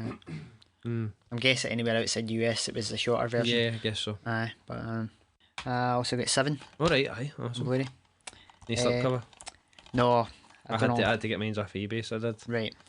I expected it not to come in the slipcover, but I wasn't bothered. $5.49 or something. I paid for it, so. That looks really good. So it does. Yeah. Blacks. It's like a load of heavy blacks in this. Yeah. They totally recolored it like the way they kind of wanted to. Right. Aye. It's quite interesting because it is how you remember it. If you know what I mean. But once you see, I watched the Blu-ray and wouldn't have said there was anything different. But then when you see it, Aye. the changes, you're like, oh yeah, like that was lighter, but it was meant to be. You know, it's just Right. they couldn't do the digital manipulation that they can do now. When it came out, but it's a really good film like that. Yeah. Stating obvious, but it's good. Not quite as good as I remember. I No? watched it the other night. No, It's still a great film. yeah, I wouldn't put it in my. no. I had it in my top 100 for a Right. while. It used to be like one of my favourites. It might be in my top 100. It might be. Freeman's amazing. Brad Pitt's pretty good as well. Yeah. I was back when I got that when I was being an extra in World War Z. Right. Last year up in Glasgow, but and Julie, my wife, had said like kind of thing, not think it was like Brad Pitt is not that good an actor or something, something Right. something along that lines, and I was like, really, like, and I mean, whatever you think of his more recent films, like his big budget films, and that's, I showed her like Fight Club and like Right. Seven, and I was like, I is. Aye. Yeah, it's like the same like somebody like Johnny Depp. Of course. It's aye. are they doing the movie star film or are they doing like the actor film? Yeah. When I was watching it there, made me think Gwyneth Paltrow's a bit out of depth Aye. in this film, but is it just because Freeman, particularly in the scenes where she's just with Freeman, is it because he's so good, like he's so naturalistic that he's showing her up pretty badly? I mean, that was one of her first films, was it not? Was it? It might have been. I'm sure it was. I don't know what she was in before. If it wasn't, Right. When was this? 97 or something? I think so. 95. Right. Okay, so no, it wasn't her first film, but like she was in like Hook. She played young Wendy Darling. Oh, right. Nothing really that I know, straight off of. That was her first kind of big film, I think. Okay, right. Nothing really I recognise other than Hook. So maybe that literally probably could be that she maybe. was really out of her depth, and Yeah. but I mean I don't know, that film's got so many different layers to it, and the kind of noir feel to it, but yet it feels very modern even now. Right. Watching it, the kind of, don't know, it's good. Like it's a good watch. Yeah. Lot of layers. Yeah. Yeah. I mean, I was entertained the whole way, even though I've seen it loads of times. Yeah, that's it. Good look. Aristocats Oh. on Blu-ray. Mm-hmm. Disney Movie Rewards points. Oh, nice. Cashed them in. Haven't watched the Blu-ray. I checked it out a wee bit. It looks pretty good. It's still quite rough, Right. but that was kind of the style at the time. They weren't as precise through like the 60s and 70s. Right. Don't know if you know that. Like, I know they moved away from, like, when they did Sleeping Beauty, even it was more kind of, it's a different art style they were using, so it was like an evolution. And they moved with 101 Dalmatians. They moved to like a Xerox process. That's right. Aye. Which made it a bit rougher. Because they weren't like inking and painting every single cell, every frame. So I think the transfer is pretty decent. Interesting that they preserved the aspect ratio to 1.66 to 1. It's quite good. Normally we'd reframe it to 178. Yeah, I've seen that quite a lot. a few films now though doing that, the 166. Right, aye. But I know what you mean. I Um, think Pinocchio's 133, isn't it? aye. There was one of them that I saw, another Disney one that was 166. So Right. Can't remember if it was one, if I've got it or not, but yeah, it's good that they're doing that though. Yeah. It's like, yeah, that's quite important, especially in animation. Like, well, it's important in any film, but in animation, you're literally losing the blood and sweat that the artist maybe put into the animation. You know what I mean? Yeah, it's not much in terms of special features, but There's a lot of releases coming out for Disney just now that are like that though. They aren't the diamond releases. Yeah. So they're just kind of regular editions, but there's not much in the way of, which is a shame because I think all the films kind of, well, most of them like deserve a bit of recognition. 101 Dalmatians is one that surprised me that didn't come out in like a more kind of extensive. Yeah. That's kind of one of the bigger classics, isn't it? I mean, it spawned live action films and everything, so seems weird. Yeah, I've noticed in the UK as well they're cutting down the diamonds. Really? I've noticed that like Peter Pan's going to be a diamond in the US, really? but it's coming didn't out know that. actually first in the UK next month. That's a shame. Yeah. That's odd, isn't it? It's alright now, I've got my multi-region so I can get it if I want it. Don't give a shit. More Masters of Cinema. Oh, La Silence de la Mer, directed by Jean-Pierre Melville. Zavi's a good place for the cheapest Masters of Cinema. Oh, right. And they gave me a 10% off voucher. Kind of turned that down, Simon. When did they mail you? I don't know if you ever had any. No, no. Every now and then, I think maybe he like make So- two purchases, or Right. 2 or 3 purchases, then Sure, there'll be like one. So I got 2 Master Cinema, City Girl as well, but I haven't got that yet. Mm. But You're really into your Master yeah, Cinema. it was like got 10.76. I think that's a good deal Pretty for good, huh? Master Cinema. And I got 2 of these Universal Digibooks. Sure. Amazon had these for £8 Oh, each, so they weren't really top of my list of stuff to get, but I thought jumping in for that price, since it's a limited edition. So All Quiet in the Western Front and To Kill a I Mockingbird. saw the To Kill a Mockingbird one. I was quite interested in that, to be Aye. honest. Yeah, these are pretty beautiful. I've still got my Jaws one in pre-order. Yeah, You gonna jump in with that, do you think? I think so. I was Yeah. going to Steelbook, Yeah. but now I've got these. I've Yeah, got another one, Pillow Talk, as well. Never. So I think I'll go switch. for the Jaws and the ET Digibooks as well. Is it I think ET coming? I Oh, think I it's in didn't- the I US, didn't that realise. Digibook. I think it'll Ah, probably be right. at some point. Right. Oh, they're nice, man. It's nice and hefty, isn't it? Yeah. Was it Universal that released North by Northwest? No, Warner Brothers. Warner Brothers, because they did a digibook of that, didn't they? Oh, yeah. In the States, anyway. Oh yeah, that's nice. I've got to admit that I did like my Jaws Steelbook, but I'm kind of, it's like kind of, there's no artwork in the back. It's Yeah. not that impressive. You almost get But- more with a Digibook. There's a bit more Yeah, to it. I don't know. So I was thinking about maybe pumping on my Steelbook and my Jaws, Right. maybe thinking it on a bit, because the Digibook's like 17 or something on Amazon. If you see Right. it for any cheaper, let me know, because I'm looking to get it, but we bit rooked this month, so I'd like to get it as cheap as I can. But no, they're really nice. Okay. That's me. Have you watched To Kill a Mockingbird? Is it any good? I've seen the print? film before. I haven't Uh, watched it in Blu-ray. You haven't seen the print? No. I think it's meant to be pretty good. Though, Aye. but- I remember I seen like some of the wee restoration clips. Sure. Some interesting things they had to like even out the grain, All right. because this film uses optical push-ins. Right. You know, like instead of doing close-ups, like instead of moving the camera, zooming in, Mhm. whatever, they would like take the frame, like zoom in the frame after. Aye. So right, like they're I getting get much you. more grain because you're Yeah, closer to So the it's almost like you're going to like a 16 mil. blowing up the, yeah, the image. So they had to do stuff like take the heavy grain and kind of find a median Right. sort of level. So that's something cool you that's can quite- do with today's technology, I Yeah, guess. definitely. Uh, But that's interesting, because I was wondering about the Jaws thing, because I'm not 100% keen on the the Universal 100 years Universal band at the top, but I think the rest of it makes up for it. I wasn't sure how if it would be quite flimsy or that, because I hadn't Right, seen any aye. of them, so that's quite interesting to see those. So you can take it from me, peeps at home, they're nice. right. Definitely one to get. No, I didn't realise that ET was maybe coming in one. I think it is, aye. That's one I'm glad I cancelled my Steelbook now. You got any Halloween games planned, Gary?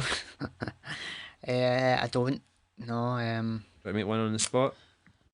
Alright, well, okay, so like we talked about horror films, like ones we like and stuff like that.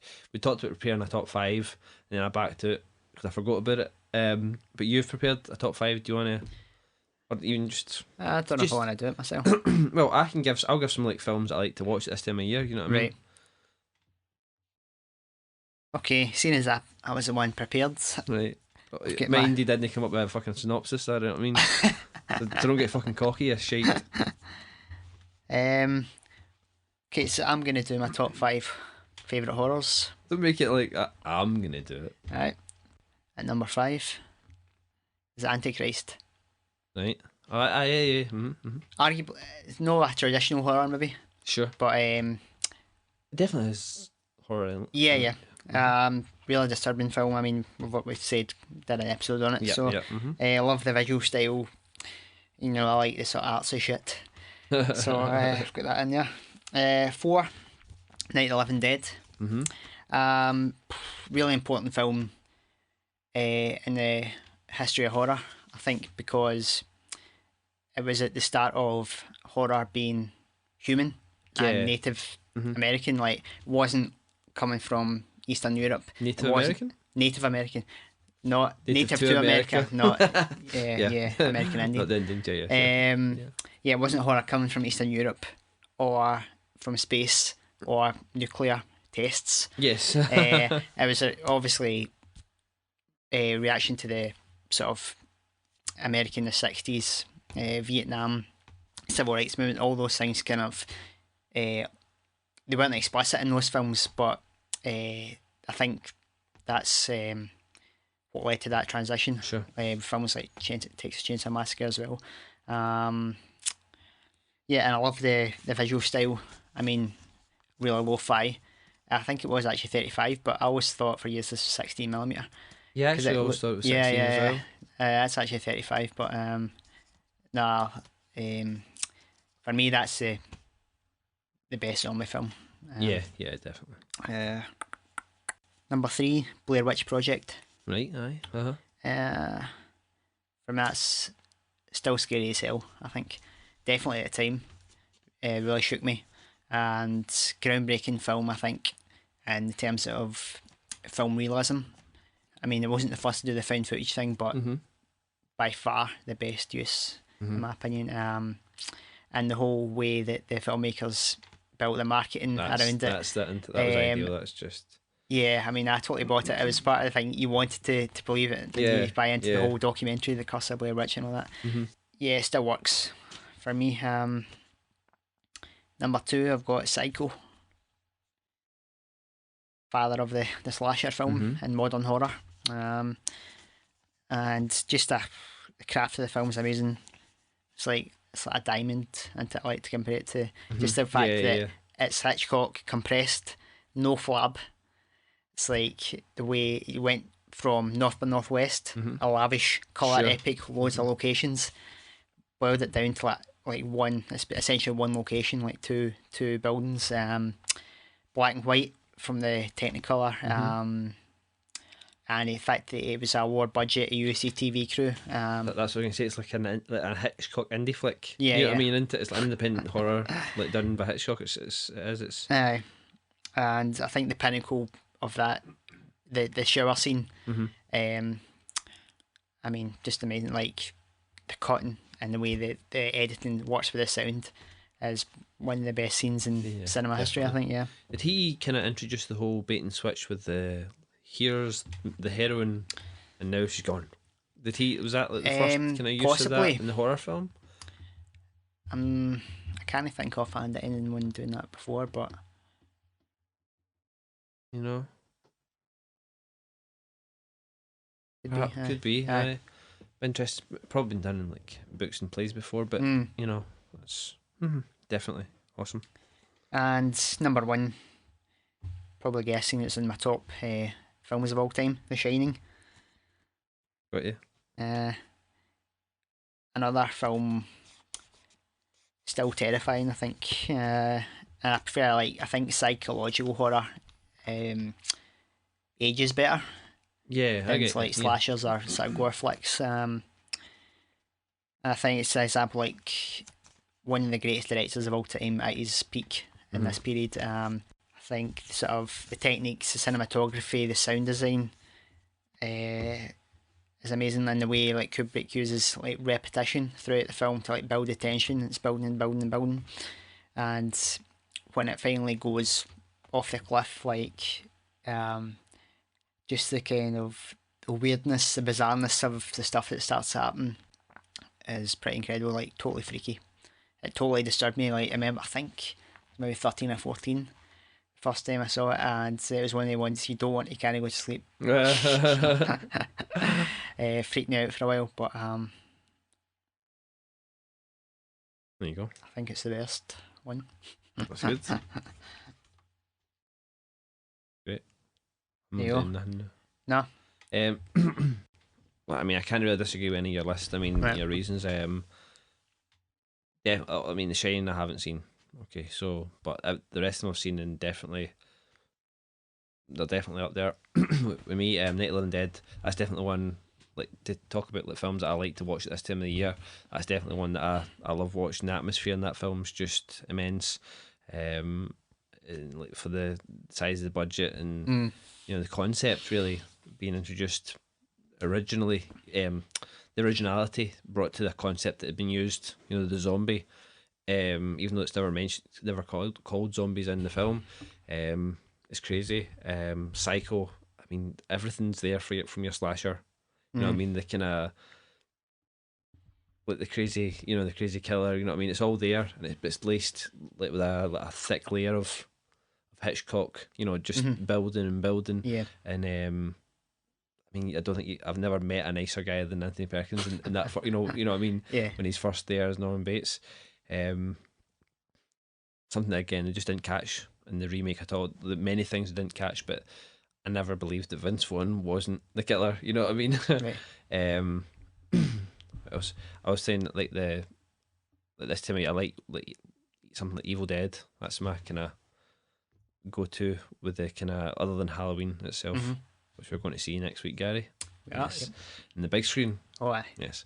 But I love the Evil Dead. Like, just again, that just gives me this kind of it's Halloween feeling.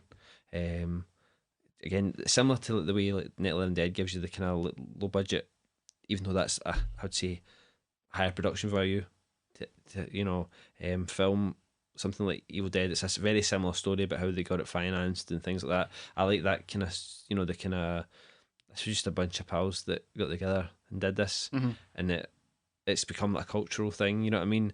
But there's so much iconic imagery in that film as well that was carried on to like, different haunted house films, throughout the years and whatever. As cheesy as it may look now, many of the effects. I mean, that is a film that the effects haven't really aged very well, but I think it still works. What else? I'm a big sucker for the big three, as I call them. Like, Nightmare on Elm Street, Friday 13th. Friday 13th is one I've got in Blu-ray that I'm really planning to watch this year. I had got a copy of the Blu-ray transfer from somewhere out there last year and never got around to watching it. Right. So when I got the Blu-ray, I'm like, this is what I'm watching this year. See, I'm a big sucker for that kind of stuff, because it's not too scary, because some of the psychological stuff fucks me up, and I can't. Right, You talk about not sleeping, I can't sleep. You know what I mean? Something like Ring is one of my kind of like that affected me the first time I saw it. Not really something that I would watch like every Halloween. I tend to find that Halloween is more of a kind of fun, scary time, Right. and that's why I think I'm drawn to more of the kind of slasher flicks and Right. kind of weirds going on, stuff like that. Something like I know, like I've only seen Creep Show once. You ever seen that? George A. Romero. Right, no. Show. It's alright. It's very tongue in cheek though, so it is. Argento, did he do it? Is that someone else? I'm trying to think. Well, it was Romero that did the whole thing, but like it was based on Stephen Did they King not do stuff. like some together like an anthology? Oh, they did. What was it called? Can't remember. Oh. Doesn't matter. I'm not going to look it up. They did do something. They may have worked with him on Creep Show. Right. But Stephen King stuff. Creep Okay. Show. There was a couple of stories from his. But that's got the kind of, as I say, the fun kind of feeling, Halloweeny feeling. But really, I can't. If it's like I said last time, if Halloween is not on Halloween on any channel, what is wrong with the world? Right. You know what I mean? It seems so like why it's so obvious. Why not do it? You know what I mean? Even if it's, but like usually they have it on nowhere. Aye. All the channels and nobody's got Halloween. Aye. And they'll throw like Halloween 6 on or something like that, and you're like, that's not really what I want to be showing folk. But anyway, I'm trying to think of other horror films that I really. Maybe Nosferatu was in your top 10 favourite films. Again, well, definitely one of my favourite horror films, but for Halloween time, maybe not something I would sit down to watch. But I mean, I'm really planning to delve deeper into that Universal box set because I really enjoyed that, Dracula and Frankenstein. So I'm thinking that those are kind of like my kind of idea of fun films to watch at Halloween and stuff like that. Yeah. So like you're talking about films that really affected you, and you said mentioned The Shining. Was there anything else that really disturbed you, or when you were younger? The first time I saw The Fly. Right, the Cronenberg one. Yeah. Just because the graphic horror, particularly a bit where Goldblum vomits on that guy's hand. Right, yeah. and the whole fetus baby weird Yep. thing, maggot thing. I I can't remember. I was pretty young when I saw that as well, 12 or 13, I think. But think I was like 5 or 6 when I first saw Nightmare on Elm Street.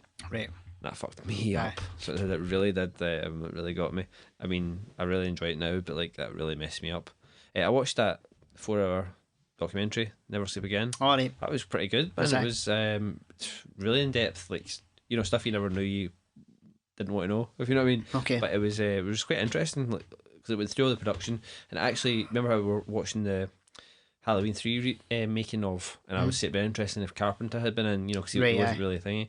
But like for all of them, like it kind of went back to Wes Craven to like hear what he kind of thought about. Right, You know what I mean? okay. It was he was included in the conversation. In fact, they all were, like Heather Langenkamp and John Saxon. The kind of main folk. The only two that weren't included in the documentary were Johnny Depp. Didn't do it, and Thingy Arquette, Patricia Arquette, right, okay. and the third one, which is a shame. But I mean, they weren't really missed, I guess. But it was nice to see like kind of Wes Craven's kind of like commentary on the series. Like he would say like, "Aye, I thought that one was shite," you know what I mean?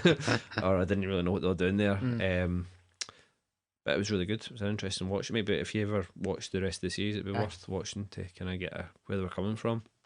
'Cause some of them were just made like really quickly to get cash Right. in, and the other ones they actually put some thought into it. It was kind of interesting. But yeah, there you go. That's that, Gary.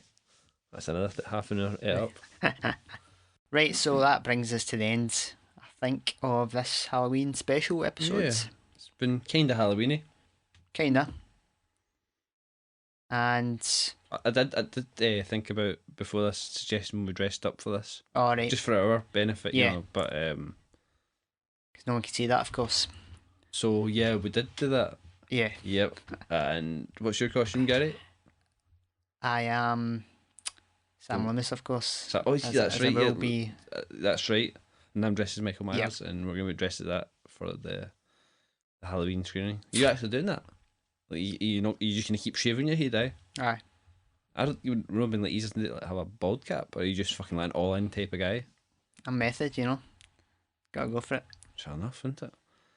I haven't even out and stabbed on him do that. No. So, no, so I'm not that method. All right. Does that mean you've got to shoot me 6 times? Yep. Right. Okay. So go for it. Right, so the next episode we're gonna do 2 films. Double feature. It's gonna be the last 2 films banned by the BBFC, Right. which are The Bunny Game. I've just had an idea for this, Gary, but keep going. The bunny I game. think that's from 2011, and Grotesque Sure. from 2009, I think. What's that face you're making there? Yeah. Looks kind of like you're dying inside. Yeah, so I thought that'd be quite That was an interesting. estimated year of release from Right. Gary there. He was a bit. He was wincing. He was grimacing. So I thought that'd be interesting to put them together and compare and contrast, Sure. since they have something in common. Definitely. They're both short films, so Quite interesting to see like a kind of modern take on the band. Like Yeah. we've had cut films that are more modern. But interesting to look at them and compare them back to the video analysis we've done Yeah. in the past. That sounds good. So join us next time on Cinema Subculture. Thanks for listening, and Stop it. Stop it. Stop it. Stop it.